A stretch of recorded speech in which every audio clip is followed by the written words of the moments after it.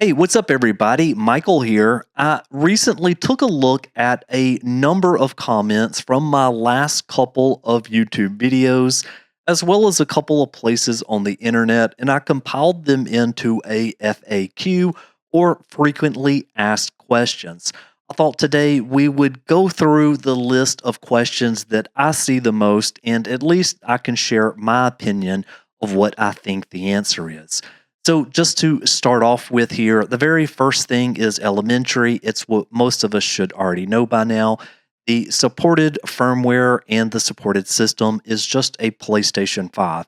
It does not work with the PlayStation 4, just the PlayStation 5, and it is 7.61 and lower. And then the second one here is what is UMTX? Now, this stands for User Space Mutexes. And it took me a while to figure out that that is what that stood for. But this is a free BSD system call, and more specifically in the threading synchronization primitives. Now, the next thing is, what is this exploit? And I took this directly from the author, which I will link to in the description below. But what they said was, since the FreeBSD 11.0 release, the FreeBSD kernel contained a race condition vulnerability in the _UMTX_op syscall, leading to an exploitable use after free. It affects up to and including the latest release, which is 14.1 for FreeBSD for like your PC, for example. With our situation, ours is using version 11, or the PlayStation 5 is using version 11, and it was also affected in this. Now, the next thing you've been hearing a bunch about is, what is MasterCore? Now, MasterCore has been around for a little while, and really this just allows you to use a save game exploit with the game Okage Shadow King in order to run ELF files. You can use ELF files to do things like change the color of your light bar on your PlayStation 4 controller. So there's a few more other things that it does. Now, the question of, is MasterCore itself a jailbreak? And the answer to that is really no. And it's mainly because the person that created it, which is CTurt, left the homebrew scene. Now, I have a video when he left the homebrew scene, and I gave my thoughts on it. Obviously, he tends to leave and to come back, so maybe he'll come back and help with this project. Now, another person called Macaulay picked up MasterCore, and they were able to basically implement their CTurt's write-up into something that we could start using. And what did we get out of that? As you can see right there in 4B, we got PS2 piracy. So people were loading PlayStation 2 game ISOs off of a network. Eventually, you could use a USB stick to load those game backups. And most people seem to be very happy with loading backups, but we all know that MasterCore could do much, much more than load PS2 game backups. When right now there is so many great ways to run PlayStation 2 games, you wouldn't want to actually load a PlayStation 2 backup, firing up your PlayStation 5, running Okage Shadow King, waiting for it to transfer the ISO over, etc. So why are we hearing more about MasterCore right now? And that's really because EchoStretch added the 7.61 offsets in his forked repo. Now, do keep in mind that with his version, it will support loading PlayStation 2 game backups.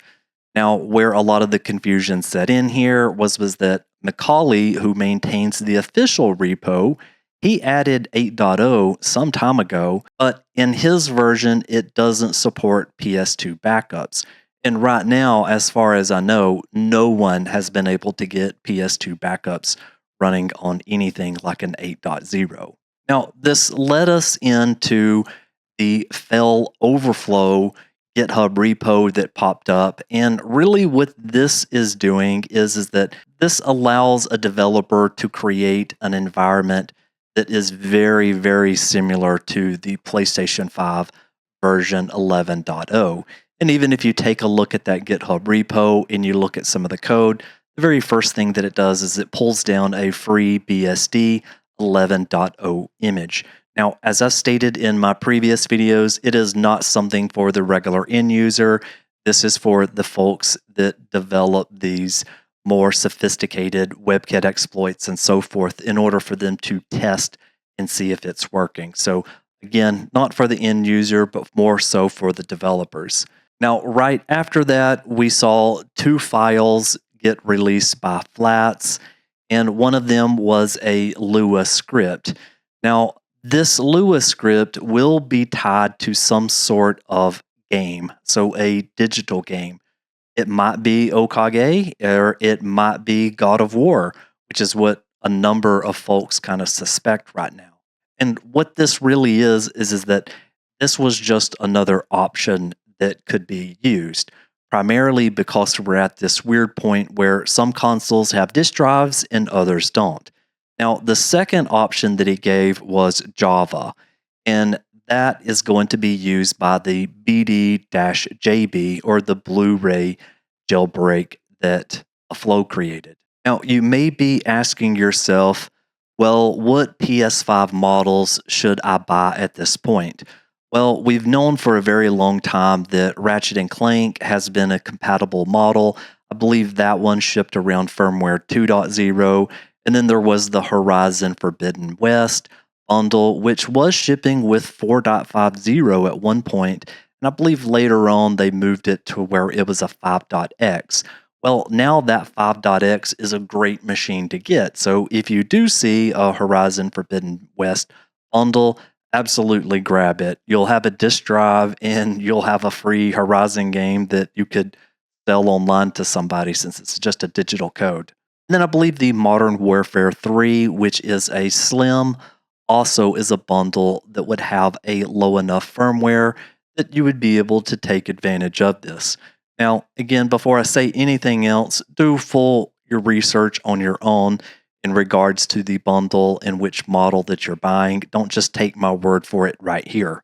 Now, the next thing that I'll say is that if you're going to get a model, obviously you would prefer to get one with a disk drive.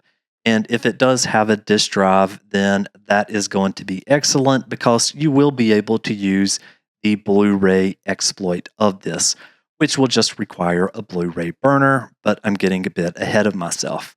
Now, if you don't have the disk drive, then WebKit will more than likely be an option for you. But if I were to pick one today, I would definitely try to get one that's got a drive. There's so many other benefits to that. And so if you're wondering what the team is working on right now, they are trying to implement this in the BDJB as well as get a WebKit version of this. So the normal folks that worked on the previous ones are obviously taking a look at this. I know SpectreDev is taking a look at the WebKit version of it. So we might see an implementation of this available pretty soon. Now, if you were to ask me what will happen with MasterCore in the future, I believe that unless somebody picks up this project, we're really only going to be able to use it to load PS2 game backups. And again, there's much better ways to load PS2 games today than to use a PlayStation 5. It just doesn't make a lot of sense. Now, if you were to ask me how do you get prepared for the release that will eventually come, I would say to get a Blu-ray burner. Now, the one that I got is an LG model, and I've done quite a bit of testing already, especially when all the BDJB stuff was brand new. So you can get whichever version that you would like, but I would also just make sure that you get rewritable disk. And then the question is, what if I'm on a version that is lower than 7.61? Should I upgrade? And my answer is no. So if you're on something like 7.40, I believe that this will come to you eventually. Now, it may take a little bit more time because all of the efforts are on 7.61 right now. But if you're willing to wait potentially maybe an extra month or two, or maybe more than that, then I would think that you would be able to use that at least at one point. And then, of course, there is the bonus right here, which is what about PlayStation 5 backups? So, I have mentioned a couple of different things that has to happen. Once there is a working implementation of it in WebKit or BDJB, then the rest of those apps that we currently use, such as Items Flow, has to be ported to work with that. And that will eventually take more time. And it's actually a whole lot more than just that one application. There's a bunch of things that's kind of going on behind the scene that does need to be reported. So even if we get maybe a amazing WebKit version of this that we could try tomorrow, that doesn't mean that we're going to be playing backups tomorrow of 7.61 games. That will come a bit later on, but in my opinion, it definitely means that that will be possible. And I do believe we will be at one point where all of the 7.61 PS5 games and under should be working on the PlayStation 5. Again, I'm just an enthusiast, so take that with a grain of salt. Anyways, I hope you got something out of this. Thanks for watching, and I'll see you on the next one. Michael, out.